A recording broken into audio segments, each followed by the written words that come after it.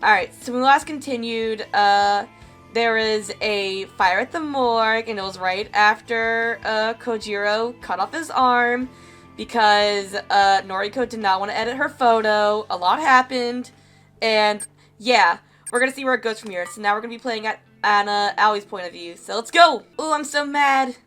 I really wish I could scream at him. I really, really, really want to scream. But he's one of my best customers. I just wish he would take the rules seriously. I said no free refills. The squeak of my voice surprises even me. Gosh, I've never yelled at a customer before. It feels so liberating. I feel free. Customer hangs his head. He looks as guilty as I feel on the inside. Oh gosh, I shouldn't have raised my voice at him. Stupid, stupid, stupid! I'm going to get fired for this, I just know it. Sorry, Miss Aoi. I'll never ask again, I promise. Make sure you don't. That's it, don't let him see you back down. Be firm, girl. Stand up for yourself. The customer scurries away and I nearly faint from the adrenaline pounding through me.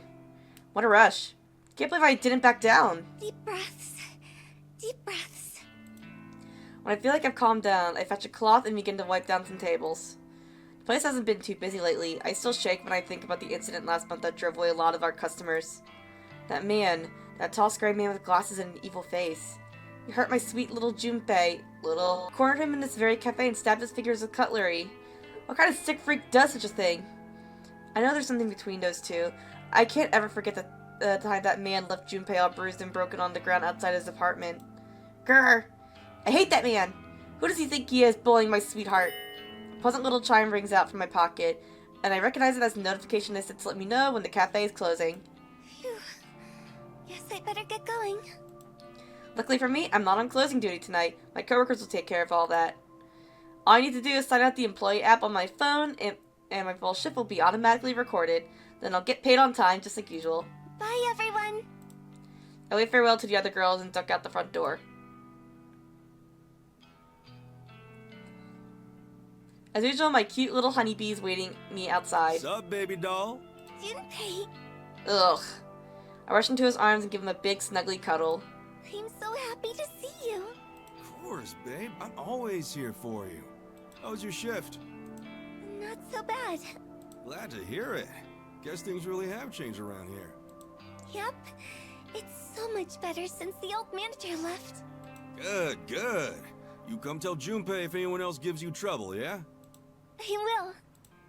I nuzzle into his broad chest once more and immediately feel safe and warm. Can I come back to your place? Yes.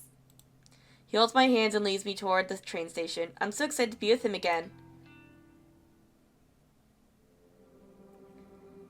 Would you like tea, my dear? Whoa now, Sugar Plum. You've been serving drinks to people all day. You go kick your feet up, and I'll do the brewing. Junpei's so thoughtful. Every word he says makes it clear how much he cares for me. Thank you. I heed his instructions and nestle myself comfortably into the sofa.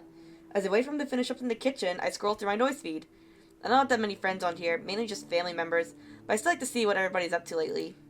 Plus, Junpei always shares funny memes and pics on his profile, so I love seeing those. After scrolling for a minute, I come across a status update from a friend I haven't heard from in a while. Noriko Kurosawa. No, Noriko 2 hours ago. Hey. What does that mean? Her entire post is short and meaningless. It just says, hey? What? Is it Heb? I don't know, Noriko's always cryptid. What on earth could she mean by that? When was the last time I talked to Noriko anyway? She used to call me all the time. I used to call her too. But somewhere along the line we fell out of touch. After I introduced her to Junpei, I kinda got the feeling she was jealous. Noriko always had feelings for me. Maybe being introduced to my boyfriend really hurt her. Oh, now I feel terrible. Your tea, my love! Junpei sets down 2 teacups on the small coffee table in front of the sofa. Steam rises slowly from both cups. The sight and scent immediately relax me. Thank you, Pumpkin. Junpei scoops on the sofa next to me and he leans his head on my shoulder. I raise a hand and run it through his hair as I continue scrolling through noise with my other hand. Post from a guy I went to school with, Shinya Fujikawa, grabs my attention. Shinya with a capital S, Fujikawa, 5 hours ago. One step closer to solving a mystery of deaths around Tokyo. Uh-oh. Helping my father, Senior Detective Fujikawa, collect evidence from the crime scenes. It's like a dream come true. Thank you, Father! Interesting. I think Shinya always wanted to be a detective. Come to think of it, we were supposed to work together at Temujin. Shinya lined up the job for me and Who's this dude? Junpei's gaze is fixated on Shinya's profile picture. Oh, Shinya? I tap on his pic and load his full picture. We went to school together. I scanned through his profile and read some more of his recent posts. Shinya with the capital S Fujikawa, 2 days ago. My father, Senior Detective Fujikawa, has enlisted me to help with his top-secret investigation. Can't divulge any further information. My lips are sealed. Top secret. Not really much of a secret if you're talking about a dude. Shinya with a capital S Fujikawa, 4 days ago. So happy that I managed to get a lead on this case. I submitted some information to the detective in charge of the serial murders around Tokyo, Senior Detective Fujikawa, who just happens to also be my father. And he said I can join the investigation team as a probationary member. This guy has a real father complex, doesn't he? Yeah, that's one way to put it. Maybe. Shinya with the capital S, Fujikawa, 7 days ago. No one tells you what to expect when you experience heartbreak. No one tells you how hollow and empty you'll feel. Ooh, I guess him and Tomoe broke up. Ooh, shit. Important to throw yourself into your work. I will do so. Heartbreak? Something about this dude tells me he's never had a girlfriend in his life. I wonder... Shinya with the capital S, Fujikawa, 8 days ago. Farewell, my love. I'm sorry I couldn't be the man you wanted me to be. To Tomoe Watanabe, my soulmate, my other half, my one and everything. Please forgive me. Jeez. Have some dignity, dude. Wow. He really likes to share everything, doesn't he? Yeah! So, definitely probably a good thing that we didn't tell him that we're Corpse Girl. I swear, he never used to be this dramatic. Junpei yawns and puts his arm around me. A classic move. He's so sweet and romantic. Put my phone down, snuggle into his body. He's like a big, soft teddy bear. I should get going once I finish this cup of tea. Really? Do you have to go? Yeah, sorry, babe. I gotta check in on Mom tonight. Oh, okay. You'll be okay, right? Is he really gonna check on his mom, or is he gonna do stuff for the human removal service? Thought of being alone forms a pit in my stomach. Don't worry. I'll help you out before I leave. Thank you. Junpei takes one last sip of his tea and gets to his feet. I'll check the usual stuff. Yes, please. Usual stuff? He walks behind the sofa and ruffles my hair with his rough hand. Bandages wrapped around his finger feel coarse against my scalp. As he wanders around my small apartment, he calls out to me. Oven and stovetop are both switched off. The kitchen tap is off, no drips. He moves into the bathroom and his voice echoes against the tiled wall. Tap is off in here too. And the shower is off. Finally, he moves to the front door. I'll lock this door properly when I walk out. You just have to put the deadbolt in place, okay? Okay. Thank you. Anytime, sugar. Damn, she has some real anxiety issues. I'll see you tomorrow, okay? Okay. Love. With that, Junpei walks out the door and closes it behind him. Quickly dives from the sofa to the door and slide the deadbolt into place. All done. The door is locked. The door is locked. The door is locked. Yes, it is. Like, you don't have to worry about that when you're inside your house. You only gotta deal with that, when you're actually out of the house. I take a deep breath and tiptoe back to the sofa, then collapse onto it. Junpei's so good to me. He truly helps me out. When I'm alone, I find it so hard to be sure that everything's in order. Can't sleep or leave the apartment if there's a possibility that I've left a tap running or an appliance switched on. Can't relax if I think the door might be unlocked. I have to check things again and again until there's no shadow of a doubt that things are the way they should be. So this is either anxiety or she just has OCD. Maybe a mix of both. I don't remember when this obsessive compulsive behavior... Okay, yeah, she has OCD. But I've been battling with it for as long as I can recall. At the very least, when Junpei's here, he checks everything for me. He's so good to me. It saves me so much time. It stops me from having to stand in front of the kitchen sink for 5 minutes, constantly checking and double checking if the tap is running. I feel like my mind is betraying me. I feel like I can't trust anything I see or hear. When in doubt, it should be a simple matter of just quickly checking one more time. But the more I check, the less certain I become. And it's not just the faucet I have trouble dealing with. It's nearly everything. I unplug appliances from the power sockets to make sure they're definitely not still running. I flick light switches on and off 20 times in a row to ensure I haven't left the bulb on when I leave a room. And so tonight, like many other nights, I decide to sleep right where I am, here on the sofa. Getting up and going to my bedroom is too much effort. Sleeping where I am is just much, much easier. I begin to drift up, my face planted against the sofa cushion, my legs draped over the armrest. Girl, you need therapy. It's Monday. Thankfully I don't have to work at the maid cafe today.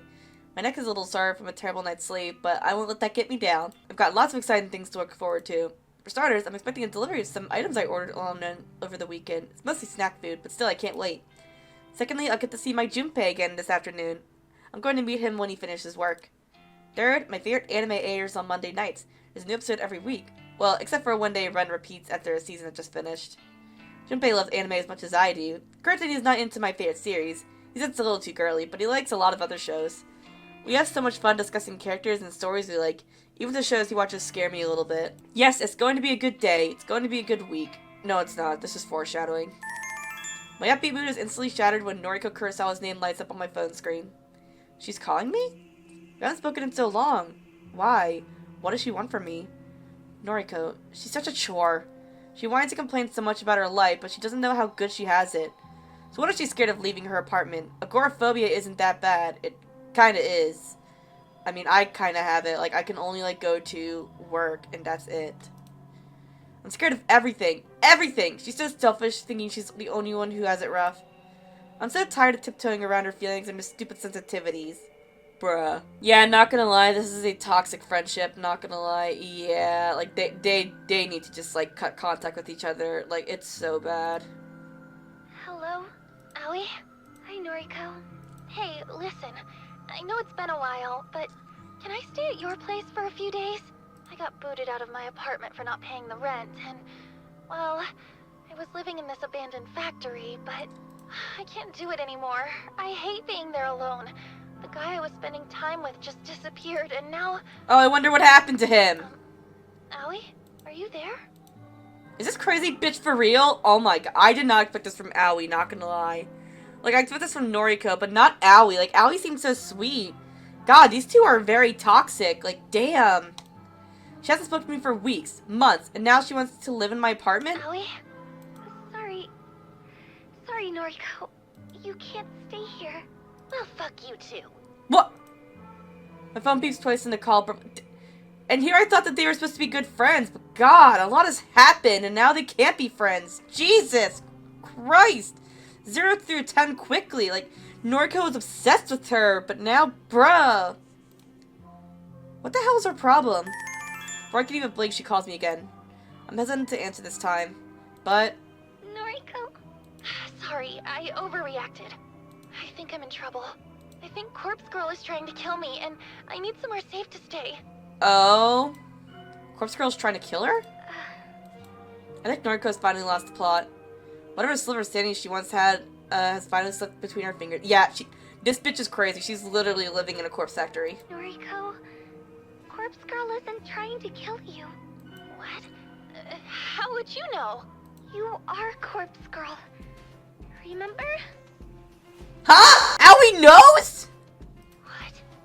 How do you... Yeah, how do you know? I'm the one who wants to kill you. Huh? I'm going to fucking murder you in your sleep. What's going on? Noriko's silence convinced me that her memory is returning. Perhaps she called me in some delirious state or because of some fever. What the fuck's going on? Shit. Call disconnects as she curses. That stupid bitch. Did she seriously forget who she was talking to? I've had it up to here with her. As soon as Junpei works at the location of her factory, I'm going to go there myself and slit her throat open with my finger. Wait a minute. Oh my god. She's the herald of the human removal services. Oh my god. That would make sense. God, I did not expect that. God, there are so many twists and turns in this game. I've only been playing this, like, today for, like, 20 minutes, and we're already getting, like, the twist of a lifetime. I'll let her bleed out all over me and tell her that she never meant a thing to me. I don't care how much she loves me. I'll end her life quickly, before she has a chance to confess her feelings with one last gasping, dying breath. Once Noriko's dead, the human removal service will no longer have any competition. Yeah, she's the herald! She's the herald of the human removal service! And I'll finally be able to take her place as Corpse Girl. Wait, what if, like, imagine that she wants to kill Corpse Girl just so she can be Corpse Girl because, like, the trademark was already taken. So if she kills Corpse Girl, she can take the trademark. Just imagine all that for a trademark. During her school years, I was always envious of Noriko. She was so beautiful, so slim and graceful, and she had a wonderful family, parents that loved her more than anything. Never had any of that. I wanted so badly to be her. I struggled with my weight back then, and that wasn't the worst of it. I had an abusive mother and a father that essentially ignored my existence. Well, until he killed me by splitting my neck open. Huh? Until he killed me by splitting my neck. What? I would have given anything to trade places with Noriko and feel alive again. It didn't matter to me that Noriko complained about every aspect of her life. She moaned about how much she's despised her delinquent sister. She regrets about how her father walked out on her, but still sent her a birthday card every year. She lamented over the time her mother tried to kill herself in front of her and her sister, how her mother hung from the ceiling, barely alive for hours and hours until Yuriko figured out how to call for an ambulance. But I would have taken all that trauma over my own upbringing. I'd have traded my life for hers without a second. Jesus Christ. Everyone here in this game is an awful person. Everyone in this game is awful in one way or another, and I hate it. Noriko had no idea how lucky she was. Even after all these years, I never really overcame my envy of her. I even went so far as to request her death through Corpse Girl's website. Of course she didn't die. How could she? So it was you who did it! I thought it might have been Yuriko, but no! Junpei figured it out before I did. He forced his way into Corpse Girl's website and viewed all the death requests. Someone, Noriko, had placed a comment on the request I submitted. A single line of text never intended to be seen by others. That's me, bitch! Knowing that she had become Corpse Girl made my jealousy grow. I wanted to take her place. I wanted people to fear me, just like they feared her. I wanted any other life, anything that would let me escape my own hellish half-existence. Thanks to trawling through her website, Junpei soon figured out the whole thing was essentially a hoax. Corpse Girl had no ability to cause death. Noriko was simply trying to calm people to ending their own lives. It was pathetic. Made me laugh. Decided I would play along with Noriko's delusions in order to ensure her downfall. What? Bruh! Finally time! I get to meet Junpei at the station and walk him home. Yay! Yeah! Totally glad we're getting to that, like, right after talking about how much I want to kill Noriko. Like, wow. The Noise Corporation office is within walking distance from Shinjuku train station. Getting there is a breeze. Junpei works on the 30th floor of the massive office complex. He's one of the top dogs. He's worked really hard to get to where he is. I'm so proud of him. It's kind of funny to think that I almost got a job near here. The Temujin building is so close to Junpei's office. Noriko and Shinya hooked me up, but I completely bailed on them. Oh well, at that time I had no idea the love of my life worked nearby. I think I'm right on time, so Junpei should be here any second. As I wait patiently, a familiar-looking girl climbs the stairs and wanders past me. Her outfit is kind of unprofessional. I wonder if she's an office employee. She looks like a troublemaker. Where have I seen her before? She caught me staring at her. Oh no, she's walking toward me. Hey, don't I know you from somewhere? Tomoe! No time to run away. She's right in front of me. Yeah, you're Noriko's friend, right? Aoi? Noriko's friend. Everything's always but fucking Noriko. Yes, and you are? The brash girl swoops her hair out of her face and leers at me. Tomoe, a friend of hers as well. Oh, I suddenly remember where I've seen Tomoe before. I think she was in some of Shinya's photos. She's the girl that Shinya was dating and broke up with. how is Noriko? Dunno. Was hoping you could tell me. Haven't seen that skank in weeks. I see. I haven't seen her either. Righto. Well, see you around. Just like that, the girl brushes past me and doesn't even look back. Bye. I watch her as she wanders along the platform. Yo, babe! Oh, Junpei. What up, doll? Hey, that chick you were just talking to? She works at Temujin. I see her walking around here all the time. She's the one I told you about. Wait, that's her? Yup.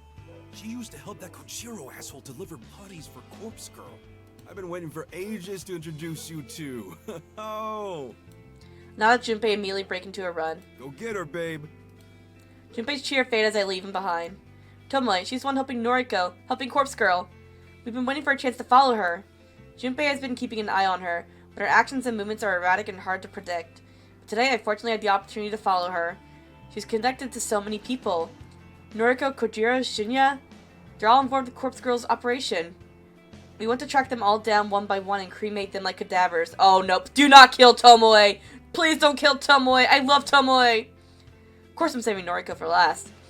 I'll slice her open and bathe in her blood and be born again from her Jesus Christ, and I thought Noriko was deranged. I'll assume her identity and live her life and leave my own painful existence behind. I race along as fast as my legs will let me. My feet pound against the train platform, and several people passing by stop and watch me out of curiosity. As long as Tomoe doesn't notice I'm tailing her, then I don't care who sees me. Follow her all the way to the end of the platform, then I blend into the crowd as we board the same train. I knock on the door to what I can only assume is Tomoe's apartment. She answers after just a moment and shoots me a quizzical look. As soon as the door is all the way open, I dash forward and slam into Tomoe with the full force into my tiny body. No! Fuck! We tumble into the apartment, though Tomoe doesn't even lose her balance. She's a lot bulkier than I am. She absorbed most of the impact and manages to remain standing. She grits her teeth and plants her hands on my shoulders, only to push me back with a mighty shove. What the fuck are you playing at? He just tackled me! Swing a fist at her face. She catches me off guard when she sidesteps my punch and brings her knee up to my gut. I reel back, but the injury doesn't bother me. Fight! Fight! Fight! Fight! Take that, you dumb skank! I'll teach you to attack me! I don't care if you're Noriko's friend! I'll put you in the fucking ground! Her long fake nails rake across my face and blood pours from my torn skin. But I stand firm and stare her down. You're allied with Corpse Girl, right? Is that what this is about? I don't give a shit about all that anymore. It's all behind me. You know Corpse Girl's identity? Of course I do. Why? Are you curious? Got someone you want to have killed? No. I know that it's Noriko. You're damn right. I should have guessed that a friend of hers would be just as psychotic. Noriko can go fuck herself for all I care. I'm done with her shit. So am I. I'm going to kill her. Tomoe raises an eyebrow. That so? Well, she kinda has it coming. I see. Corpse Girl is done and dusted. Doubt the public even remembers her these days. It's all about the human removal service. Noriko's just Noriko now. But I still won't forgive her for what she did to Kojiro. What is she talking about? Does she know something I don't? What happened to Kojiro? Do you even know who he is? I do. He warned me about her, you know? He said she'd discard us as soon as we weren't useful anymore. Sure enough, Yep. she had him killed. Fucking burned him alive. Yeah. That was Noriko, alright. Yeah, for sure Noriko. Interesting. Tomoe thinks Noriko killed Kojiro when in reality, Junpei took care of that freak. Burned the entire morgue down around him. Suppose Kojiro's death caused Noriko's and Tomoe's relationship to fall apart. Everything worked out better than Junpei planned. Noriko will die. And so will you for your role in helping her. No! Oh, come on. Why are you so insistent on messing with me? I ain't never done nothing to you. Hang on. Even though this girl exudes an air of stupidity, I didn't expect her to actually be this dense. Surely she's figured it out by now. Are you with the human removal service? I don't say anything. You're kidding me. You're the one Noriko has been fighting against this whole time. And you're her best friend. Your point? Are you the leader of your little group? No. Oh, so you're not the Herald. Right. When Tomoe pauses to brush her hair behind her ears, I strike. My hand darts forward and grips her throat, and I begin to crouch between my fingers. No, Tomoe! The girl kicks and flails. She beats her fist against my outstretched arm, but I don't flinch. Her gurgling and thrashing brings me no joy. I wish people would simply accept their fate. Find how tightly I'm squeezing her throat, she manages to form the beginning of a word. Can only guess that she's trying to call for Shinya. Shinya, the idiot boy she already broke up with. Can't save her now. Tighten my grip and stride forward, pushing Tomoe back and pinning her against the wall. She kicks out at me and hits me directly in the knee. I refuse to buckle. Her fingers continuously claw at my arm, slashing into my flesh and sending flecks of blood across the room. She thinks she can hurt me. Thinks she can fight her way out of her fate. No, please! But nothing does will ever injure me. You can't hurt the dead. The thought repeats in my mind as my face crashes into the floor. Huh? A ringing sound in my ears causes me to question what just happened. The residual shockwaves of a dull impact to my skull flow through my head. I wouldn't call it pain, or even an ache, just the sensation that something collided with me. But I'm already on the floor, my lips pressed against the hardwood, my eyes twitching, examining shards of pottery falling into the floor around me. A blanket of darkness descends over me, and I hear the ragged sound of Tomoe breathing someone's voice asking, "Are you okay?" The question isn't directed at me. I don't think anyone cares that I'm lying here in my own blood. It's Shinya! I can't count how many times I've seen where characters claim that they've had an out-of-body experience. I've heard the stories in real life too. People on the brink of death or unconsciousness tell tales of how they could view their own body from a lofty spiritual perch. I never put much thought into such nonsense. How can someone dead or dying view the world with any form of clarity? When I died all these years ago, I didn't experience any such thing. It was kind of disappointing, even though I didn't expect— What does this mean, though?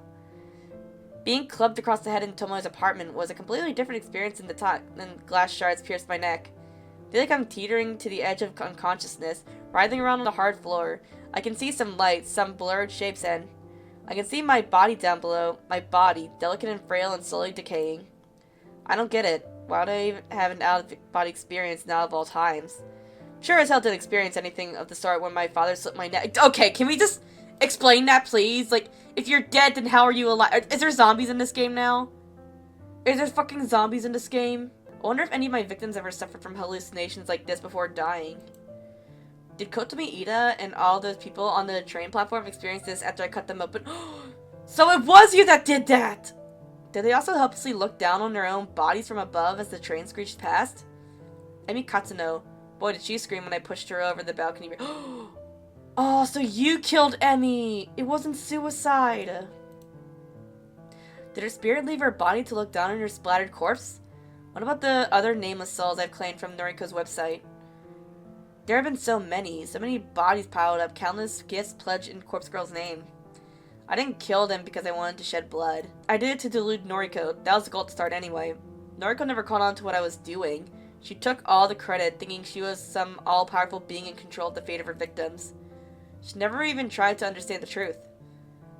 I slaved away from her, cutting and strangling and slashing and slicing, piled up bodies for Noriko, but Corpse Girl claimed all the kills. It was a pointless endeavor. I think she would have spiraled into madness even without the power trip. Suppose it doesn't matter now. Things have changed. My only focus now is to kill Noriko. I should have done so right at the start. I'll kill her for wasting my time. As I look down my body below, I see a girl too scared to go on, too scared to struggle anymore. It's a shame. If I wasn't killed years ago, I might have had the chance to live a normal life. Well, there's nothing else for it. Feel my spirits returning to my body. It's a strange sensation because I know I'm not returning to life. How could I? I've been dead for far too long. My only chance is to claim Noriko's life for my own. I'll become her and discard this rotting, walking corpse. I'm so fucking confused, man. Well, it's Tuesday. I can hardly see without my glasses. Everything is blurry, foggy, lacking a solid outline. Colors bleed into other colors. Blue blends into purple and yellow melts into brown. You're finally awake. Fucking skank. She spits at me, and her filthy saliva drips down the side of my face. It's warm. Try to lash out at her, only to find my arms have been bound to my side. Try to scream out, but my mouth is gagged with what I only assume is a sock. Try to lunge forward, but I'm strapped tightly to the wooden chair I'm sitting in. I can't believe this. This is so strange. I just... Shut up, Shinya. Jeez. Sorry. The blurred forms of Tomoe and Shinya are pacing the room. Even without my full vision, I can tell that the room is bright. Sunlight's pouring in from the open window. Just how much time passed since I was knocked unconscious? And why have they tied me up here? Screaming to the mouth gag, somehow loud enough to capture their attention. Tomoe strides towards me and puts the damn sock from my mouth. What? What do you want? I mumble something about being unable to see. Tomoe stumbles around for a bit, then forcibly pushes my glasses onto my face. What are you going to do to me? I don't know. That's up to this genius. Her arm gestures towards Shinya, a pointed finger loaded with accusation. Me? Look, I didn't mean for any of this to happen. I just saw you were in trouble, so... Why are you here anyway? We're done. Over. I wanted to see you. I'm not in the mood for their lover's quarrel. Let me go. Or bury me. Either way, don't keep me here. You nearly killed me, bitch! It's taken all my strength not to murder you right here! Go ahead. Try it. You can't kill the dead. You're a freak. Let me call my father. I'm sure he can take her in for questioning. He can find out her motives for attacking you. I already know why she attacked me. She's trying to take down everyone associated with Tomoe cuts herself short. Never mind that. I wonder, should you not privy to Tomoe's relationship with Corpse Girl? Intriguing. Tomoe's former boyfriend I simply assumed he was a part of the operation. Thought he was an accomplice. If he doesn't know anything, then I don't need to kill him. One less person to deal with before I go after Noriko. However, I need to focus on getting out of here first. If you let me go, I'll never bother you again. A lie. Why should I believe you? You followed me to my freaking home! I'm sorry. Lie. Then I'll exchange information for my release. I'll tell you anything you want to know. Lie, lie, lie. Like I care! I'm done with all the shit between Noriko and you! Noriko? Has she got something to do with this? Shut up, Shinya! Shinya. Perhaps he's my ticket out of here. Turn my head to him and wait until he looks directly at me. Shinya, I'm so thirsty. Can I have some water? Pauses, but since Tomoe doesn't interfere, he ducks out of sight. Returns within seconds, holding a half-filled cup out to me. Here. I bob forward as best as I can against my restraints, and take a sip of the lukewarm tap water. Thank you. It's worth noting how easy he is to manipulate. He's the complete opposite of my Junpei, who is strong and independent and doesn't let anyone mess with him. So, about my offer, will you let me go if I share information about the human removal service? Shinyu's face turns pale. The human removal service? That's... I really couldn't care less about all of that. I told you, I'm done with everything. I see. Tomoe. She might have information that can assist with my investigation. We have to accept her offer. Oh, please. You're no cop as much as you fancy pretending to be one. Ooh! I already told you that Father accepted me as part of the investigation team. You're a hack, a wannabe. Why can't you just be happy for me? Shut up. Shut up, shut up! Damn, he is pathetic. Tomoe storms off, the sheer force of her anger causing the walls to tremble. Shinya and I are alone in the room. Oh my god, Tomoe, no. I don't waste another second. Shinya, I don't know everything that's going on, but it sounds like you're trying to solve the murder cases, right? That's right. I'm really helping the investigation team, you know? That's good. Very good. Please, I have information that might help you. Will you let me go if I share it with you? Dude, don't believe her. His nervous eyes dart around, searching for any signs of Tomoe's presence. Then he looks me dead in the eyes and says the very last thing I ever expected to hear. I'll let you go if you help me kill Noriko Kurosawa. Huh? This is your apartment? Oh god damn it, Shinya. Yes. Please forgive me for intruding. Shinya bows politely and removes his shoes. He places them carefully in front of the doorstep, takes a stride forward. Takes a good look around before turning to me. You have a nice place. Oh, please. I wish you'd cut the formalities. We're here to discuss serious business. He's acting like we're new coworkers or something. I walk over to the door and make sure it's fully closed. I slide a deadbolt into place. The door is locked. I whisper this under my breath so Shinya can't hear me. The door is locked. Repeating phrases like this has become a sort of mantra. It helps me concentrate. When I'm about 99% sure the door is actually locked, I wander back to Shinya. It takes all my willpower to refrain from turning back and checking once more. Thankfully, Shinya distracts me from my inner turmoil. Is everything you told me true? I want to make sure I have all the facts straight. Yes, it's true. All of it. The truth intermingled with lies is still the truth, right? I lucked out when Tomoe let the two of us alone in her apartment. If I had to explain things to her, I would have had to give her inside information on the human removal service's operations. Anything less could have clashed with her existing knowledge and caused her to doubt me. But, since I only had to explain things to Shinya, I'd already determined that Shinya wasn't in the loop, so I concocted a convincing lie in order to secure his cooperation. And he bought it! Just want to get my head around it. Noriko Kurosawa is Corpse Girl. She's the one that was behind the initial string of murders across the city. Nope, it was the human removal service. She delivered photos and corpses to her victims in order to convince them that they would die soon. And that had the effect of causing people to kill themselves. Almost a self-fulfilling prophecy. Of course all this part is true, kind of. She doesn't need to know that I acted behind the scenes and brought the victims low by my own hand. His acts of violence almost seem like a distant memory now. I was so committed to aiding Noriko that I couldn't think of anything else. In the end, my assistance didn't help my own situation. I only propelled Noriko's ego into the stars and continued to suffer my cursed But half-existence. it wasn't long before another group started killing people in much the same way as Noriko did. A group called the Human Removal Service. It killed hundreds, if not thousands of people in the past months. Again, all true so far. And you were enslaved by Noriko? Forced against your will to infiltrate the Human Removal Service and bring them down from the inside? That's a lie. That's right. Heh. He's a fucking idiot. Yep. He really is. That explains why you want to kill Noriko. You want to be free from her. Even if it isn't exactly the legal thing to do. Legal? What kind of pedestal is this guy standing on? He specifically requested assistance to do the exact same thing. He wants Noriko dead, just like I do. If I remember correctly, you only managed to learn one important thing about the Human Removal Service, right? Yes.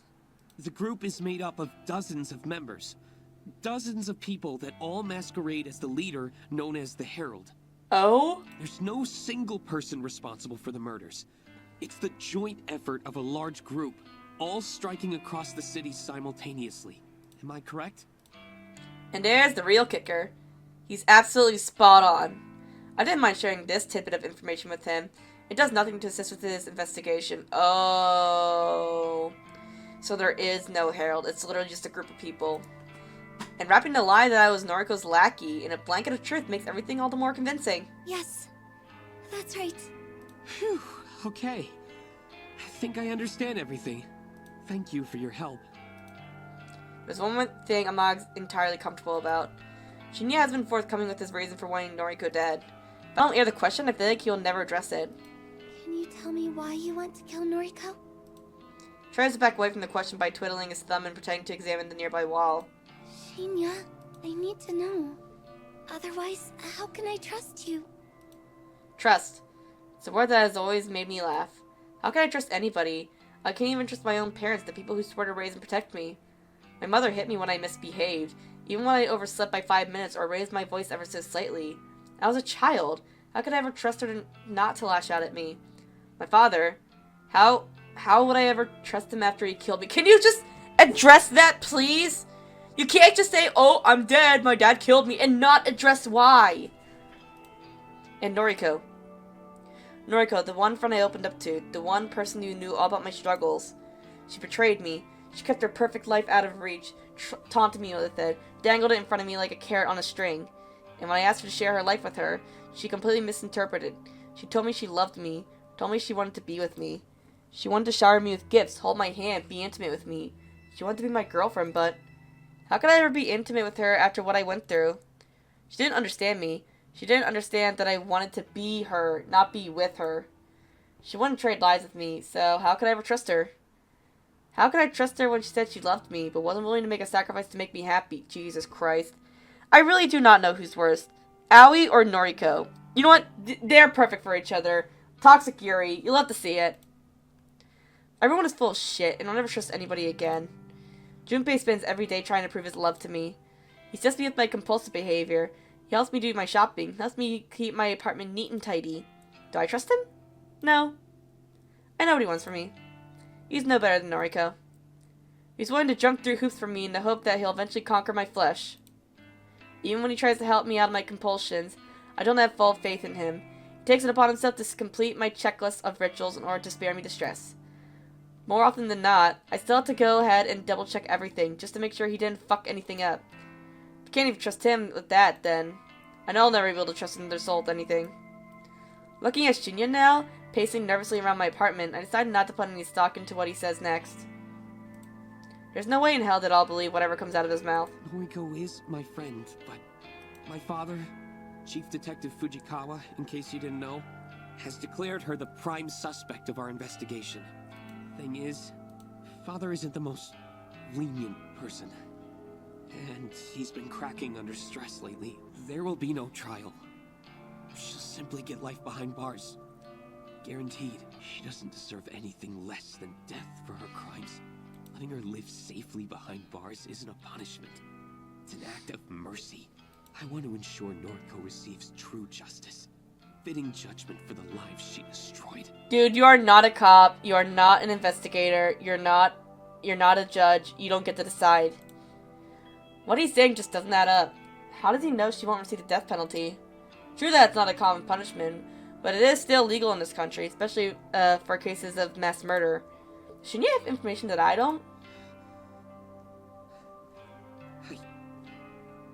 I need to find her. I need to hand her the justice that my father is too cowardly to deliver. Whatever. I'm already sick of this guy.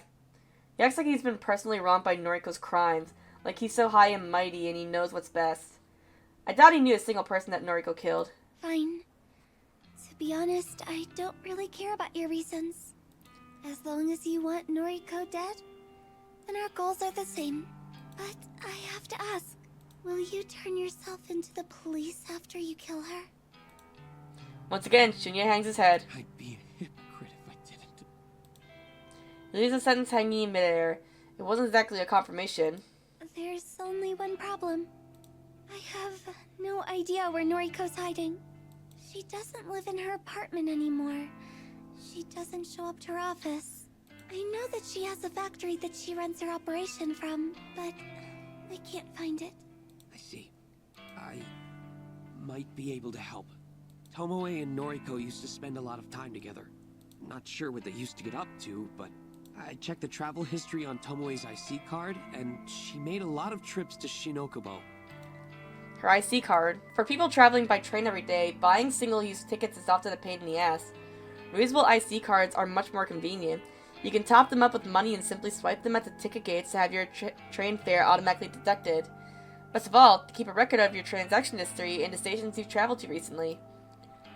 The fact that Shinya went through to look at Tomoe's travel history makes me want to reconsider my initial assessment of this guy's detective skills. Shinokubo, you say? Yeah. Can't imagine what she was doing there, but all the dates she traveled to that station coincide with days she claimed to be hanging out with Noriko. I still don't think Shinya realized that Tomoe was in on Noriko's operation. Regardless, this is valuable information. Chances are good that Noriko and Tomoe spent a lot of time together at the factory, and that factory may very well be located in Shinokubo. I'll feed this information to Junpei and see what he makes of it. Perhaps he knows something I don't. Thanks for the info. That's enough for today. I'll contact you when I locate Noriko. Oh, say, just one more thing. What is it? If you've been wanting to kill her, then why haven't you just called her and asked her to meet up with you? He thinks he's so clever. He thinks he has everything all worked out. He doesn't know shit. It's not that easy. I need to find where she's living and running her operation from. I want to destroy everything involved with Corpse Girl. I want to burn her factory to the ground. More lies. Lies on top of lies. Truth of the matter is that Noriko knows perfectly well my intentions for her, even if she temporarily forgets it during moments of delirium. She would never agree to meet up with me. Not now. Things were different not so long ago, but I missed that opportunity. Noriko worked out so my position in the human removal service. She figured out that I'm the Herald, the one responsible for slicing and dicing. She doesn't know that there's more than one Herald, but that's irrelevant. She doesn't know that I'm responsible for the massive bodies littered across Tokyo thanks to Corpse Girl's website. However, as long as she knows I'm a threat, she'll never agree to meet with me. How she came to the conclusion that I'm the enemy is beyond me. She's a sharp person, despite teetering on the edge of a total breakdown. Besides, I actually do want to locate the factory just as much as I want to locate her. The factory is where I'll plant myself. It's where I'll start my life anew. It's where I'll grow and blossom into the new Corpse Girl once I've taken over Noriko's identity. Shinya is contemplating my answer. It seems good enough for him. Fair enough. You want to see Corpse Girl completely and utterly defeated. I get that. That's your idea of justice. Sure. Agreeing with him will make this ordeal of a conversation end quicker. I'm going to get some rest. So... Okay. I understand. I'll take my leave. Call me when you locate Noriko, okay? yes. Lie. Farewell then. He makes his way out to the door, and I don't take my eyes off him until he disappears through the portal. When he's gone, I tiptoe toward the door and confirm it's fully closed. Make sure the door is snugly nestled into the wooden frame. I lock the door handle, then slide the deadbolt into place. The door is locked. But is it? The door is locked. I can't be certain. To my eyes that fail me on a daily basis, that betray my mind with illusions and phantoms, the door seems to be locked. Why should I trust my eyes? I don't trust anyone. Why should I trust parts of myself? Can't even see colors clearly. Red, green, whatever. Can't see anything with the aid of glasses. Wait, red and green are swapped around! The door has to be locked. It has to be. Otherwise, I won't be able to walk away. I won't be able to stop thinking about it until I come back and check again and again and again and again. The door is locked. Turn away, take a deep breath, and then immediately turn back. The door is locked. The door is locked. I'm pretty sure the deadbolt is in place. It certainly looks in place. I'm so exhausted. I'm tired of the routines and rituals. Why can't I just walk away? If I walked away, the problem wouldn't exist. I wouldn't be stuck standing here, checking and double-checking something so trivial. If I could walk away, I wouldn't be so full of stress, so worked up about things that ultimately don't matter. Another deep breath and I take a step back. Door's locked. I turn, run, dash. I sprint through the room, sprint through the hallway. I slam my body into my bedroom door, throwing it wide open. Crazy. I collapse on my bed. I ignore the nagging in my brain telling me that the door is unlocked.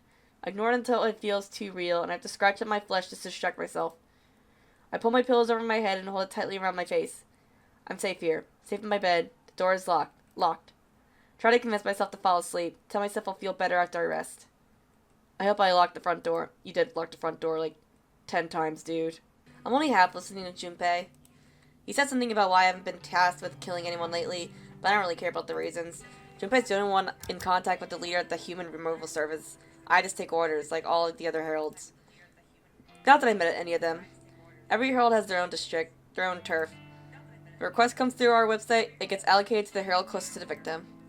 It's been a week since I last got the kill, maybe 2 weeks. Not that I like the killing, it's not that I want to do it. I filled the request simply as a way to antagonize Noriko. My role to play in backing her into a corner and shutting down Corpse Girl. And so far, thanks to my contributions to the Human Removal Service, we have been incredibly successful. Corpse Girl is all but distant memory to the general public. If people really want to request somebody's death, they come to us, not her. I don't plan on remaining with this group for much longer. After all, Noriko's pretty much already broken. She's a wreck. Once I find her, I'll possess her and quit this group. Then I'll finally have the life I always wanted, Noriko's life. I'll resurrect Corpse Girl when I feel like it. I'll use my inside knowledge on the Human Removal Service's operations to bring them down myself. To that, I'll be able to spend my days in peace, living free of fear, finally comfortable in being the girl I want to be. I'll truly be Noriko. Oh, babe, you in there? I suppose I drifted too far away. I rubbed my eyes like a Junpei and flashed my sweetest fake smile. I'm okay. Sorry, honey bear. I'm very tired. Oh, don't sweat it. You want me to grab you a cup of coffee? That would be lovely. You always know how to make me feel better. Of course. I'm on it, babe. You wait right there. Junpei stomps away and heads behind the bar, leaving me alone in this empty section of the cafe. Take a seat on one of the cardboard boxes lining the wall. The box is solid thanks to me, packed full of various canned drinks. The main cafe belongs to us in the early hours of the morning. The place isn't open until noon, so there's no one here this early. I have my own keys these days, regardless of whether or not I'm supposed to. Junpei's just we used the place as a makeshift base of operations after I decided I was going to continue working here. That was some time ago now. Originally, I truly had planned to quit. I was going to work with Noriko. The manager at the time used to drive me insane. I couldn't wait to get away, but after I killed him, things weren't so bad. Oh, you killed him. I see. The new manager is great. Doesn't pressure me to work shifts I don't want to. Doesn't let customers take advantage of the staff. Neither the new manager nor the other staff members care that Junpei and I meet up down here. Not like we leave any incriminating evidence behind either. Simply an easy place for us to meet up and talk since Junpei lives so far away from me. The added benefit is that we have access to cheap drinks and food thanks to my employee discount, so hanging out here is actually quite pleasant. I've waited for a little while longer for Junpei to return. I really could use a coffee right now. His return is heralded. Get it? Heralded? Get it? Because they're part of the Human Removal Service? Haha! By the thump of heavy feet against the tile floor. Got you, fam. Oh my god, shut up! Junpei sidles up to me and hands me my favorite drink, a tall iced coffee with an extra espresso shot and a dollop of ice cream. Oh, you're the best, baby. Yeah, I know it. He giggles in his insanely irritating high-pitched way and begins to choke down his own latte. So I wanted to ask you a favor. Anything for you, honeybee. A tuft of milky foam sits on top of his lip, and I have to hold myself back from stabbing him in the face. Jesus Christ, girl! Noriko apparently spent a lot of time in Shin Okubo with her accomplice Tomoe. Shin Okubo, huh? Good old K-Town. What'd they go there for? Karaoke? Doubt it.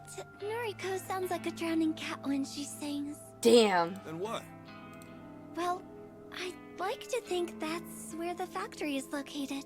Oh, gotcha. Ooh, you could be onto something. Trip from Kojiro's mark to Shin Okubo wouldn't take that long. Since they used to move a lot of bodies around, it's definitely a viable location. I agree. Right on. I'll look into it. I'll track down factories in that area and get my troops to investigate each one. I'm careful not to let him see me roll my eyes. By his troops means the guys he plays online games with, which are teenagers that all look up to him because he's a top-ranked player. They're not involved with the human removal service. They're just pawns that Junpei uses to complete legwork around town. Sadly, they're happy to serve him because they all see him as their sensei. Cool. Let me know what you find out. I'm itching to get this all over with. My love. It's all increasingly difficult to act pleasant around Junpei. My mouth tries to clamp itself shut every time I use a pet name or affectionate term. Message from Junpei arrived while I'm lying in the fetal position on the couch.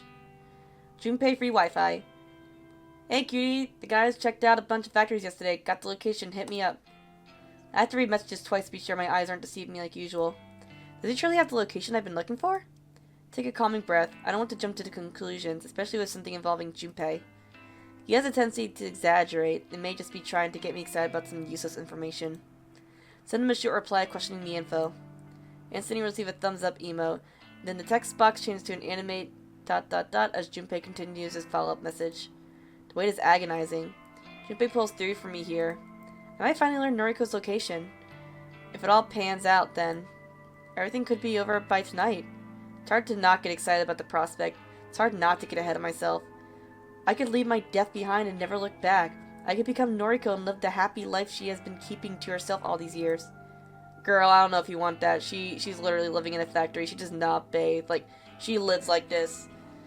The message finally arrives on my screen. It's an address, not that I expected anything else. A street name and a factory in the Shin Okubo area. One more message from Junpei comes through. Junpei free Wi-Fi. My guy saw a chick matching Noriko's description inside that factory. He thought she was a zombie. Heh, go check it. This is it. As long as this information is solid, I've located Noriko's factory.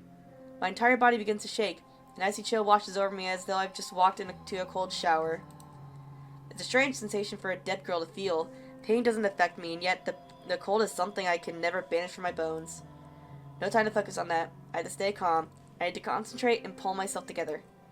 I launch myself up from the couch and collect the backpack hanging over the coat rack. I unzip it, run my hands through its contents, and convince myself that everything I need is within. After swinging the bag over my shoulder, I throw open the apartment door and venture outside. Factory is a rundown mess. How can anyone live in this is beyond me. Suppose I'll just have to find a way to make it feel like home. Maybe once I'm inside Noriko's skin, I'll be able to understand why she's comfortable here. Yeah, the more I look at it, the better it seems. This will be my home. I'll be Noriko and live here happily ever after. Sit back and enjoy the life that she's been withholding from me. Firstly, I need to find somewhere to change my clothes. I can't kill someone if I'm wearing my nice dress. That's just not acceptable. I did consider changing at home, but then I would have scored funny looks from people on the train ride over here. Is it strange for it that a dead girl fears entering a socially awkward situation? I always got in my way to avoid uncomfortable situations. Perhaps that's just a remnant of the life I once knew. Something that I can't quite leave behind. It's the same as my obsessive compulsions. They cling to me like carrion flies swarming over my corpse. Shouldn't be worried about any of those things, but dead or not, my mind can't just discard the anxieties that shaped my entire life. What am I doing? Why am I trapping myself in pointless thoughts? The goal is right in front of me. Noriko's on the other side of that brick wall, completely unaware of what is about to happen. A heavy-handed slap to my face doesn't sting, but it causes me to reevaluate what I'm doing. Focus! First, I'll change into the gear provided me by the human removal service. Then I'll shimmy into the factory through an open window. I'll locate Noriko and drive a knife into her chest. I'll pluck her still beating heart from her body like a ripe strawberry and then carve my name into the pulsating, blood-spreading organ. Jesus Christ! Noriko's life will be over, and I'll be reborn. I'll baptize myself in her lifeblood and become the girl I've always wanted to be. And I'll be happy. Happy just like Noriko. That smiling, carefree girl that I spent my youth on. The girl that faced her mother's attempted suicide with a stoic smile. The girl that didn't flinch when her father walked out. The girl that stayed inside day after day when the outside world just became too scary to face. The happy carefree girl without a single real problem. She never knew how good her life was. She wouldn't have lasted a day in my shoes. I hate her so much. I'm going to become her. My backpack hits the ground with a dull impact. I tear my yellow sundress from my shoulders and let it fall to the ground, just like a snake sheds its skin. Cool afternoon breeze bites at my naked skin and makes the tiny hairs across my body stand on end. Why can't the dead feel cold? The dead shouldn't feel anything. I crouch and rummage through my backpack without withdrawing my change of clothes. I don't think she's actually dead. I just think that she's crazy and that she thinks she's dead. Slowly, calmly, deliberately, I dress myself in the dark gear that marks me as a herald, one of many. Note the comforting weight of 4 knives concealed within my jacket, 1 in each sleeve and 2 against my chest. It's important to be armed to the teeth. After donning every article, I pull a broad mask out of the bag. This is the last time I march forward in the name of the Human Removal Service. This is for my own personal agenda. The scheming of that rebellious group of killers no longer guides my hand. The time has come. I approach the factory's front entrance and try the door, simply out of curiosity. I don't expect Noriko to have lowered her guard so much, and yet the door swing is open. She left it unlocked. A mistake I never would have made thanks to my overbearing compulsions. This is it. The place reeks of death. If I wasn't so accustomed to the smell, I'd probably vomit. So, dead girls vomit? The dull, steady hum of an air conditioner registers in my consciousness, but doesn't distract me from examining the surroundings. Countless empty body bags are strewn across the pock-marked concrete floor. Some are stained with brown blood and some are completely clean. A series of shelves, almost like warehouse racks, run along the walls and across the floor in haphazard patterns. Whoever planned this layout was out of their mind. However, this is home now. My home. Soon. Striding forward, I weave between shelves and step over discarded body bags. So far, there has been no indication of Noriko's presence. Still, I draw a knife from inside my sleeve so that it rests in my palm of my hand. The metal handle is cold. Cold. Why do I feel cold? The entire factory is like a freezer. How can Noriko live here? Hey. Oh shit, Noriko's here! My torso twists in a reaction to the monotone syllable. Quick movement sends her shooting pain across my chest. Pain? Pain? It's you. Hello, Harold. It took me a while, but I figured out what your mask is supposed to be. It's like an artistic representation of Corpse Girl, right? The Corpse Girl mascot that appears on my website. Oh shit, it's getting heavy. Noriko flashes her phone at me, and I glare at the website displayed. That's totally copyright infringement. I don't know what to say to her. This isn't exactly how I imagined this encounter would play out. Why'd you fake Junpei Matsumoto's death? You know what I'm talking about, right? That time we met in the underground parking lot. You planted a look-alike corpse to fool us into thinking Junpei had died. Ooh. Total Corpse Girl move, by the way. Guess you stole that strategy from me, too. I sense a lawsuit. Ooh. She steps forward with a hand outstretched. I instinctively lash out with my knife and slash her wrist. But her hand comes to rest on my shoulder. The tiny nick from my inaccurate blade not even prompting a spurt of blood. Ouch! That stung a little. The warmth of her hand seeps into my shoulder. It's almost comforting. Howie, I miss you. I really miss you. Oh shit, she knows. Can you take off the mask? Can we just talk? I don't take off the mask. I don't know why I'm standing here listening to her. I don't know why her presence and her reassuring hand has caused me to lower my guard. She smiles. This is the happy, carefree Noriko I grew up with. You're so beautiful, Aoi. I'm really sad we can't be together. How are things with your boyfriend? That single useless word crawls out of my rotting mouth like a deceased maggot. That's all I can bring myself to say. You can't tell me? That's okay. You used to be so open with me. And then, you died. Huh? We tried to keep our friendship going after that, but we've never really been the same since then. Oh my god, it's either she actually died or they're both just complete lunatics. I'm so confused. I hope you get the help you need, Aoi. I hope one day we can put all of this behind us. My fingers loosen, the grip of my knife weakening. Falls to the concrete ground. I don't need it anymore. I tense my arms and squeeze my hands together, desperately trying to crush Noriko's throat between my fingers. Her skin is warm and flushes red as my grip tightens. She kicks against me, but the pain doesn't register. She's weak and frail.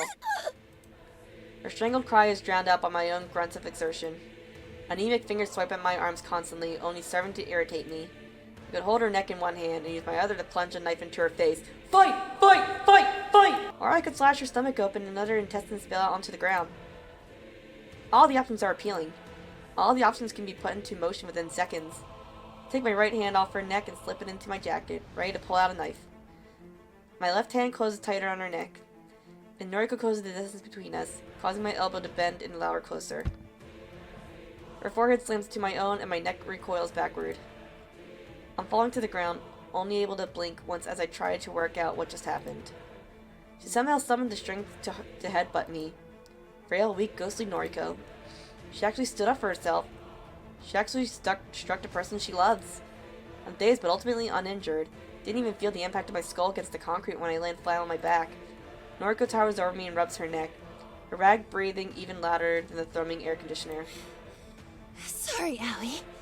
I had to defend myself. Please, get up. Let's talk about things. I get up. I slip the knife into her side and feel it slide neatly between two of her ribs. Her taut's thin skin does nothing to resist impalement. Noriko looks down at the wound and mumbles in surprise.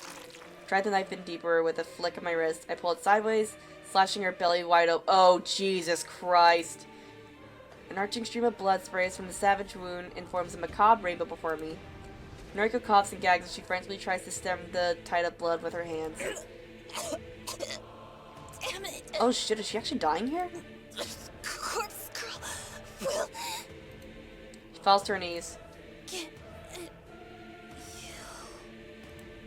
Her empty threat falls with her, and her face slams into the concrete. Noriko Kurosawa is dead. Noriko Kurosawa's dead, motherfuckers! Let's get down and funky!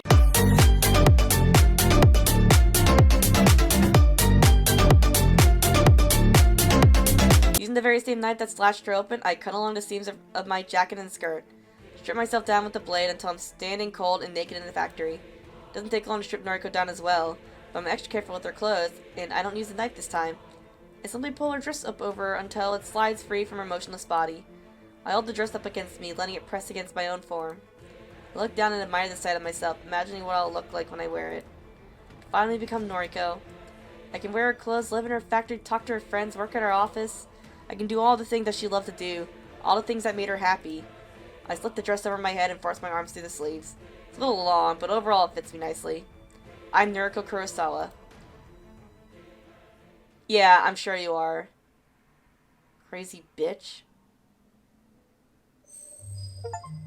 Final act, Noriko Kurosawa. Oh shit, we're into final act! Finally time! When Mother killed herself, she didn't die. Well, she died, but not really. It's a funny thought. Everything that she was, everything that made her Asuna Kurosawa, left this planet on that day. Her body remained, but her soul had departed. She got sent away to a care facility, and I didn't see her very often after that. I hate her for what she did to our family. Yuriko and I were only children at the time. But Mother hung herself from the ceiling and made us watch. She encouraged us to kick the chair out from underneath her. We didn't understand what she was doing. She told us it was a game. So we kicked the chair and we laughed. And Mother laughed, and then her neck snapped, and we stopped laughing, and that light in her eyes that I once shared with her was extinguished instantly. Yuriko screamed, and I screamed, and Mother just wouldn't move, and we couldn't get her down from the ceiling, and eventually Yuriko remembered how to call for an ambulance, and the paramedics arrived, and we were taken away. And after that, I was completely fucked up, because you don't just walk away from something like that and act like nothing happened. It's been years trying to force the painful memories of her attempted suicide out of my mind. But I didn't exactly cope with it very well. How could I? I became terrified of the world and became used to locking myself inside and wasting away. By the time I reached senior high school, I think I had mostly gotten past everything. The visions of Mother hanging from the ceiling in front of me didn't haunt my dreams. The sound of our laughter intermingled with screaming didn't always ring in my ears. Allie helped me through a lot of it. She shared all of her problems with me, and it made me feel a little bit better. Like, maybe my life wasn't so bad. Allie's life was kind of messed up. Her father was arrested for various crimes and didn't spend much time in her life. When we were about ready to graduate, he came back to town and violently attacked her. She called me and told me that he killed her. But she killed him too, so it was all going to be okay. Her words, not mine. I never understood what she meant when she said she was dead. I never knew either. No one knows, because no one wants to explain anything. I think graduating put some distance between us, so I never truly tried to figure out her words. My own problems came back to haunt me once I moved out of home. I became completely distracted and almost forgot about Aoi. The apartment I moved into, I should have known that the smell of mold wasn't normal. I should have paid attention to the shoddy repair work that had been performed on the wall. Should have just walked away and found somewhere else to live. With that apartment, I suppose that's where I started to lose control of my life. And that's exactly the reason why I need to return there. What? Several days later. What? But didn't you die? Looks the same as always. I'm not looking forward to climbing the rest of the stairs up the apartment. It's hard to walk at all, even on flat ground. But I have to do this. Can't let stitches and bandages and painkillers distract me from getting inside. Oh shit, she survived. I don't know how long I was in the hospital for. None of my personal effects were with me when I woke up. I had no phone, no purse, no handbag. But the doctors monitored me for a few days and then let me go, even though I told them I had nowhere to return to. They just threw me out onto the street. Couldn't even tell me what happened to the girl who attacked me. They had no idea if she had been arrested or not. I have a feeling she's still out there. Regardless, I'm here now. My wound is apparently on the mend, and I don't have any signs of infection. All I have to focus on is the ascent in front of me. Each step I climb is more difficult to conquer than the last. Each time I raise my leg, I experience a tearing, searing agony along the length of my stomach. More than once, I have to stop and check that my stitches haven't torn wide open. Even when I'm sure my flesh is more or less intact, I continue scaling the mountain. My head throbs, and beads of sweat drip down my face. When I hit the landing on the floor level below my own apartment, I spy a familiar face. Noriko? Momo Ogawa, the daughter of Kenji Ogawa, the man I framed in order to maintain my innocence. Hey, Momo. Panic cry isn't the reaction I was suspecting. Her father is exiting their apartment just as Momo cries out. He has a double take before glaring at me. Noriko, surprised to see you here. Can't quite get a grasp of his tone. Is he happy to see me or angry?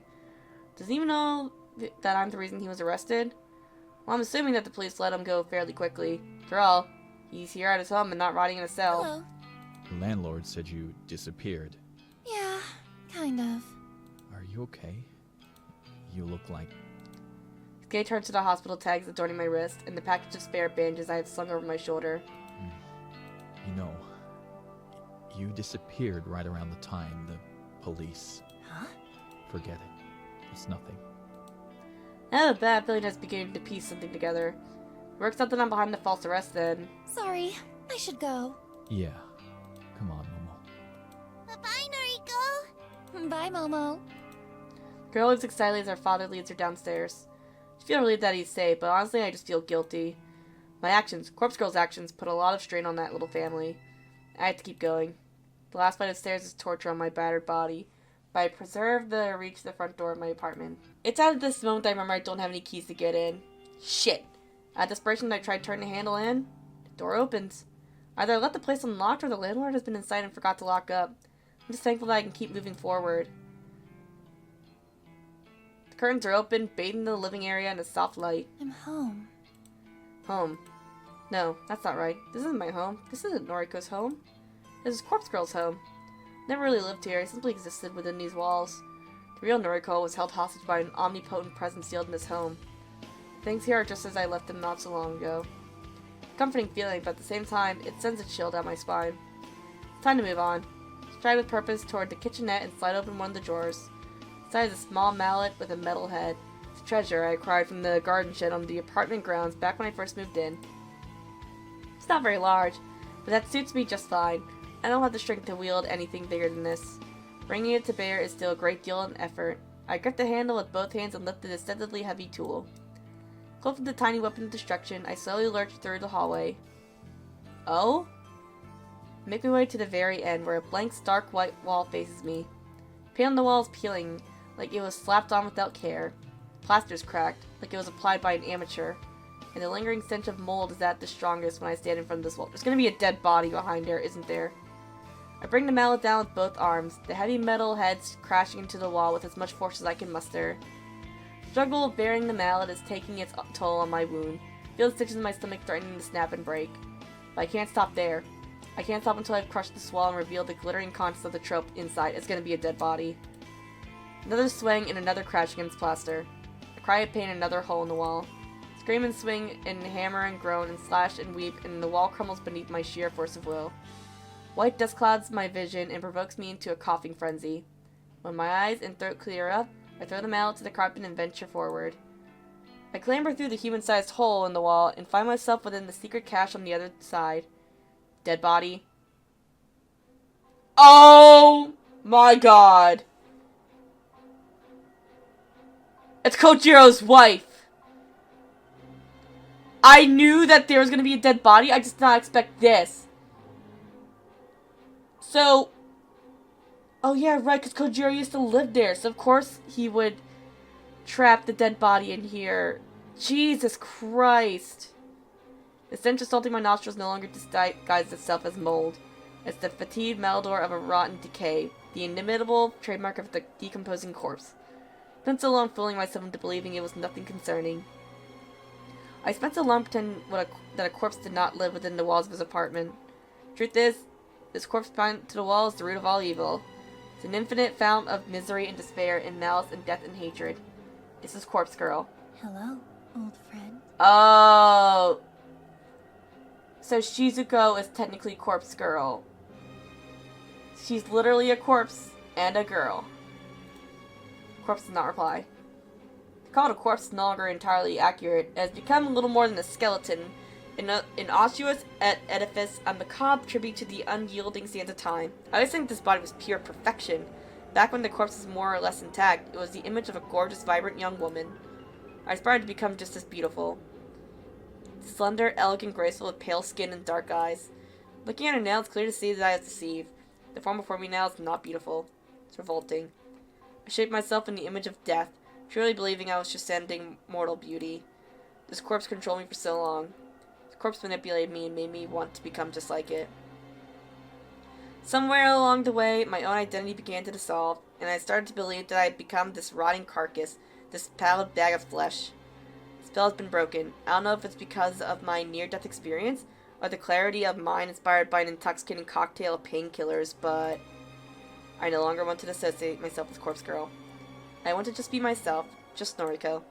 I no longer want to kill in the name of this blasphemous effigy. Corpse Girl, I found you here. Trapped in this storage closet. Just over a year ago. And you stole my life from me. Looking at her now, I can't help but wonder what the hell went through my mind when I let her possess me. Why did discovering this corpse have such a profound lasting effect on my psyche? That's what I want to know too. I shut my eyes as a wave of dizziness threatens to overcome me. Staggering in the near darkness, I struggled to regain my balance. I had blocked out my memory of discovering Corpse Girl for so long, I refused to acknowledge it ever happened. But the crystallized fragments of that forgotten memory have finally breached the surface of my consciousness. I can finally recall the event, thanks to the clarity brought about by my current state of mind.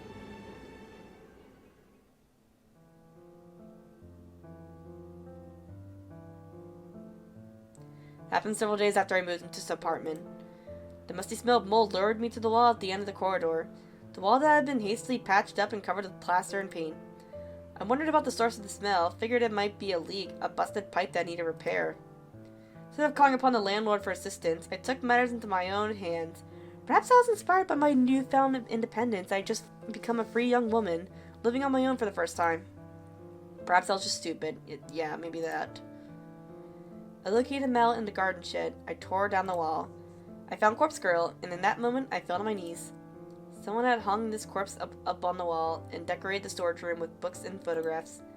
Beside the dead woman bearing down on me, instantly unearthed the buried memories of my mother's attempted suicide. Pain and despair that I had repressed for so long found its way out of my mouth and formed an unholy scream. I think the fear of that discovery and the subsequent revival of subdued memories caused me to slip in and out of consciousness. I was paralyzed by fear and my entire body was racked with pain. Looking back now, I feel like I must have spent days lying in a heap on the floor of the storage closet. Days spent within the dreary haze of dread and depression and distress. Days spent at the feet of that hanging corpse that I began to look up to and idolize. Days spent in a lure, a fever dream, surrounded by photographs on the wall of a manor of corpses. Days and days of my soul and identity slipping between my fingers. It's Something must have eventually cracked inside me because I remember getting to my feet and repairing the wall. I don't know how I did it, but I patched it up and painted over it and vacuumed up all the dust and debris from the carpet. And then the memory of the entire incident just vanished from my mind. The only relic retrieved from that storage space was a single book, a heavy tome that must have tumbled out of the closet during my delirium. False Photography, a comprehensive history of photo manipulation. Oh shit. So that's where she got that book.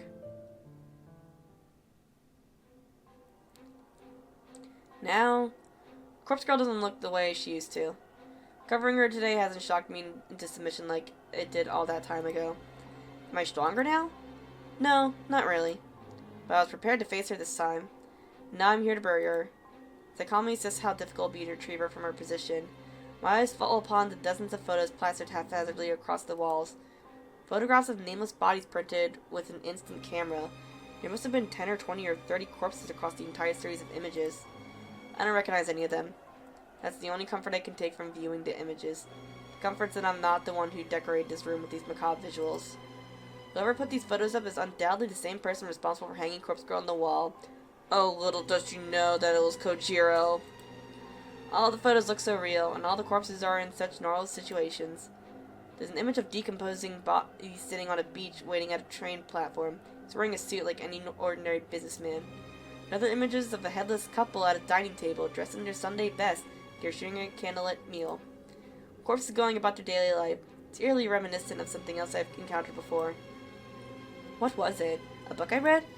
Instinctively, my eyes dart to the piles of books toppled over in a corner of the storage room. There are dozens of duplicate books as if they were abandoned here by their own author. I crouch and dust off the cover of the book at the top of the pile. Days by the Dead by Noble Sinclair. Noble Sinclair? Underneath, 10 more copies of that volume is a different book with a familiar cover. Strange Flower. I know this. The very same book that Kojiro lent me so long ago. Oh, she's piecing it together? Someone intentionally abandoned these books here. And the fact that they are accompanying so many photos of corpses, not to mention Miss Corpse Girl herself, is no coincidence. These books and photos, as well as the copy of False Photography I found here so long ago, all of this somehow embedded itself into my consciousness and inspired me to start Corpse Girl's website. I'm sure of it. This room, this fucking cursed room, it ruined my life and corrupted my mind. And I have to wonder if somebody planted it all. Did somebody leave all these things here in order to break whoever entered? That's probably a far-fetched concept, but I'm desperate to place the blame on somebody, anybody but myself. Enough. A light slap to my face snaps me out of my inner ramblings. Time to bury Corpse Girl and put this life behind me once and for all. Can't really atone for the things I've done this last year. Hell, I don't actually feel like I need to atone. It's not guilt that's eating me up inside. But at the very least, I can move on. I carefully remove the restraints tying Corpse Girl to the wall and feel the weight of her rotted body collapse against my own frail form. Her head leans against my shoulder, and for a brief moment I pause and let her rest against me. I run a hand through what's left of her hair. She's been through a lot. We both have. We're both Corpse Girl. Well, we both used to be. Now we are just empty husks with no purpose. If we're not Corpse Girl, we'll probably be forgotten. Lost of time and memory. For once in my life, I'm looking forward to being forgotten.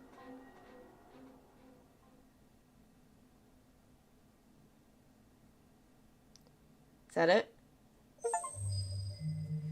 Oh! We did it! We finally beat the game! Ending B. Fuck, we didn't beat the game! Emily and I used to always dream about getting away. Breaking away from all the stress and tension of our everyday world. She dreamt of going somewhere cold for a winter getaway. Somewhere she could snuggle up by a warm fireplace, drink hot cocoa, and feel at peace. I told her I'd like to visit a sunny holiday destination. But I don't know why I said that back then. It was a lie. Hate the sun. The harsh light and the warmth always used to leave my skin feeling prickly and scorched. However, things have changed, though. No plans of my own.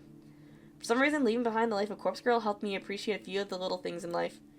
I don't know why. Maybe I'm just happy I survived. Maybe I'm just glad I don't have to keep living in that cursed apartment. I haven't fully recovered from the stab wound Aoi inflicted upon me. I haven't fully recovered from the scars she left in my heart. I don't think I'll ever be 100% healthy again. My doctor said these things take time, but maybe a slight limp and a dull ache in my gut from time to time is a small price to pay for my life. I made the decision a few weeks ago to attempt a beachside vacation. It went well. Pale, ghostly Noriko sat on the beach and attempted to get a tan. I did it for myself. Not out for some misguided notion that I should live out a dream vacation for Aoi's sake. I can go and do her own damn vacation whenever she wants. Not like she's limping around with a cane and a serpentine scar across her beautiful skin. Not like she had to struggle against the entire world just to get on an airplane. The beach was gorgeous. The water was pristine. I'd never seen anything like it in all my life. But the moments of sunshine and relaxation were fleeting. Sitting alone now in this empty apartment makes that painfully clear. I had to return to Tokyo eventually. It was inevitable. But it feels like there's nothing here for me anymore. Maybe I'll move on once more. Go to Osaka, Nagoya. No one in Tokyo for me. Aoi, Kojiro. They're either dead or dead to me. Tomoe doesn't call me, doesn't answer her messages. Shinya? Nothing. No one in Tokyo for me. My eyelids closed gently in a sweet embrace of sleep take me. I like how she didn't even reiterate anything like she said to Shinya. Aoi and Kojiro, they're dead to me, or they're dead. Tomoe doesn't answer my messages. Shinya! I decided to go for a walk to clear my head.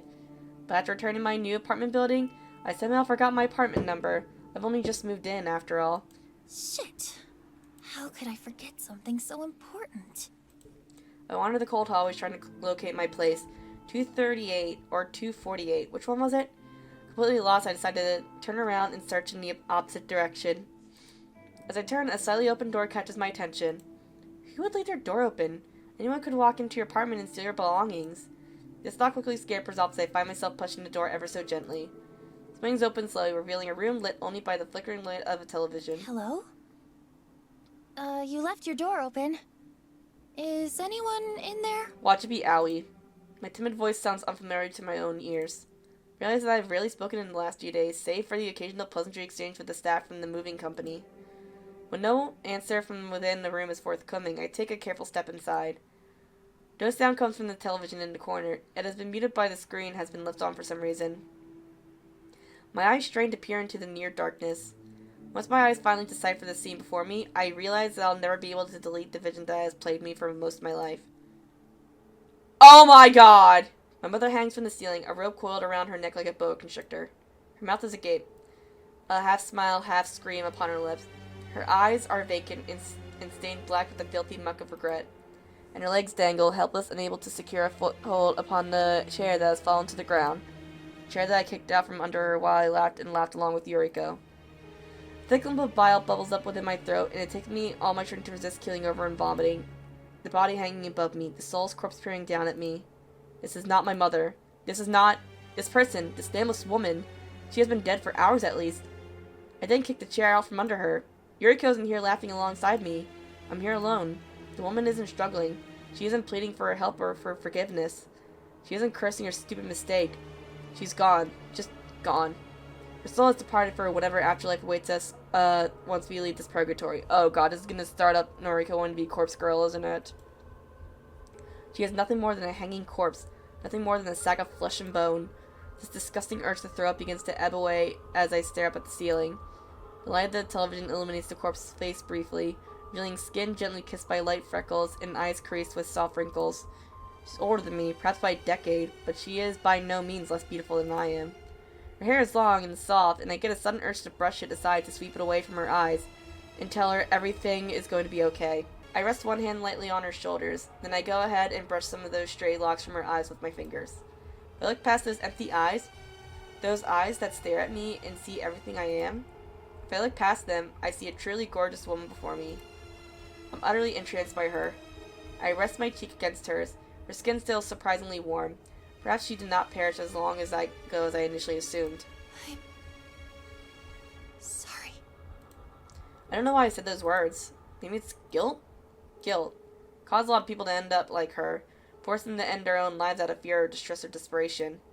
No, that's wrong. I'm not guilty of those things. Corpse Girl's the one responsible. Well, technically it was you and the human removal service. It's not my fault that people died. It wasn't me. Regardless, I think that I helped Corpse Girl destroy so much beauty makes me feel ill. What's your name? The Corpse Girl doesn't answer. A silent type, eh? That's okay. It's kind of cute. My name's Noriko. Are you hungry? Can I treat you to a meal? Oh my god, Noriko, please do not flirt with the corpse. No reply. Shh, shh, shh. It's okay. Come on. I'll get you down from there. Let's get you dressed. I'll put you in something nice. Oh my god, she's literally pulling a strange flower. It's warm outside, so how about a light dress? Nothing. Take some time to unloop the rope from her neck and return her to the floor safely. Some part of my subconscious knows exactly how to move her carefully, to dress her, to apply her makeup and bring out her inner beauty. Can't recall if I've done something like this before. Have I taken a corpse out to dinner before? Can't recall if I just read about it in a book or if I've experienced a similar situation. Nope, you read it in the book that Kojiro gave you. Just because she's dead doesn't mean that I shouldn't treat her right. Just because she's dead doesn't mean she's not beautiful and worthy of my love. After a bit of my time, my gorgeous friend is dressed to impress. We're ready to go out for dinner. She's not very talkative, so I'll place her order and keep the conversation going. People might look at us, they might stare or even judge us, but we'll be okay. We're two beautiful young women simply enjoying each other's company. She'll start to decay soon, like a strange flower wilting moments after being taken out of water. See? She said the title of the book right there! As for me, I think I've been decaying for a long time. I hope this nameless corpse girl can help me feel alive again. She offers me a slight smile as I take her hand and lead her out into the blinding lights of the hallway. I blush. She's a lesbian for a corpse. Jesus Christ. We're getting an epilogue now? Oh my god, can this game ever end, please? The book is almost warm in my hand. It's a pristine volume, fresh out the printing press. Paperback, though would have preferred hardback. Been a while since I last published the book. Years. Oh, this is the point of view of the author, Noble Sinclair. The few fans I had probably thought I disappeared off the face of the planet. I did, in a way. Not my fault. Death is death. Noble Sinclair died in a fire inside his family home. Jesus Christ. He's delusional too! That was a long time ago. Even though my name burned to ash, my body survived. Had to pick up a new name after that. Can't wander to this planet without one. This body went on and living for quite a while with the new name. I even grew to like it. Then a strange thing happened. Another fire. Inside a morgue. This time, the new name went up in flames. Oh? Wait. Is Kojiro Noble Sinclair? What's he twist? Decided to pick the old name back up, dusted it off, pinned it on my chest. Noble Sinclair. It always suited me. Mother gave it to me after all. This time I didn't want to completely disregard my existence. Time spent as another man. Too much happened. I got too much to tell, too many tales to keep to myself. So this new book tells the entire story from start to end. Oh my god. This entire game was a book by Noble Sinclair. Wasn't even typing page after page with only one arm. One of the most taxing and challenging things I've ever attempted. Now it's done. Soon this new volume will hit stores shelves across the country. Oh my god, this entire game was a marketing stunt. The world will know everything. I used pseudonyms throughout the book to protect the identities of the guilty. Didn't print Noriko Kurosawa's real name even once. So Noriko Kurosawa isn't her real... Oh my god. Didn't identify Junpei Matsumoto or Aoi Sato. Didn't call Tomoe Watanabe or even that wannabe detective that always chases me, Shinya Fujikawa. Most importantly, I didn't print my previous name. Not that name, anyway. Confessed a lot of things within this text. I even confessed my involvement with the Human Removal Service. You were part of the Human Removal Service? Getting caught up in the organization's web of death wasn't something I ever intended to do. It wasn't something Kojiro ever wanted to do. But it was necessary. Necessary in order to finish this latest book. Noble Sinclair rose through the ranks of the Shadow Society within mere weeks. Chalk it up to his or my macabre experiences. Couldn't have done it without the connections I formed as Kojiro. Couldn't have done any of this without him. I'm at the top of the ladder now, so to speak. Got a bunch of killers on my payroll. Even the dog, Junpei, is on my leash now. Oh my god. Don't know where I'll be from here. Original plan was to shut the Human Removal Service down, delete its existence as a final act of love for Noriko. Power is nice. Power is intoxicating. Again, Kojiro wouldn't have toyed around with something like this. I'm not Kojiro. I look over the book in my hand once more. It's heavy, full of words that carry more weight than they should. Whether people believe the content of this book is out of my control. But those with a keen intellect will surely be able to piece the truth together.